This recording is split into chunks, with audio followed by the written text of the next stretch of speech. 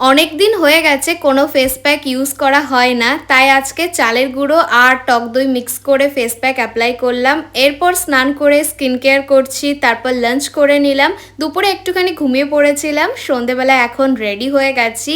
আজ jeans top পরেছি, আর আজ হলো আমাদের 7 ইয়ার লাভ অ্যানিভার্সারি। নির্মলা চলে এসছে, আসার সময় এই সুন্দর ফ্লাওয়ার বুকেটা নিয়ে এসছে। এরপর আমরা দুজনে বেরোলাম, আর বেরিয়েই প্রথমে গেছি চাকদা রোডের দিকে একটু ঘুরতে। তারপর নির্মল বলল চা খাবে, তাই দুজনে এসেছি চা খেতে।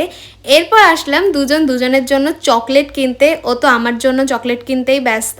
তারপর আমি ওর জন্য রোজ কিনলাম। এবার চলে এসেছি একটা রেস্টুরেন্টে ডিনার করতে। নির্মল তো অনেকবার বলছিল ও একটা কেক কিনবে, দুজনে মিলে কেক কাটিং করব, কিন্তু আমি ওকে কিনতে দিইনি। দোকানেও চলে গেছিল, কিন্তু পছন্দের মতো কোনো কেকও ছিল না ছোটোখাটো, যার জন্য আমি ওকে আরোই কিনতে দিইনি। ফার্স্টে একটু রাগ করছিল, তারপর ঠিকও হয়ে গেছে। খাবার অর্ডার করে আমরা দুজনের ছবি ভিডিও তুলছিলাম। এইসব করতে করতে এইদিকে খাবারও চলে এসছে। অর্ডার করেছি ফ্রাইড রাইস, চিলি চিকেন আর ড্রামস অফ হেভেন। সব খাবারগুলো প্লেটে সাজানোর পর প্লেটটা দেখতে খুবই লোভনীয় লাগছে। আর আজকের প্রত্যেকটা খাবারের টেস্ট তো দারুণ। আমরা যখন রেস্টুরেন্টে এসছি তখনই টিপটিপ করে বৃষ্টি পড়া শুরু হয়ে গেছিল, আর এখন তো বাইরে অঝোরে বৃষ্টি পড়ছে। বাইরের বৃষ্টি দেখছি, সাথে আমরা ডিনার করছি।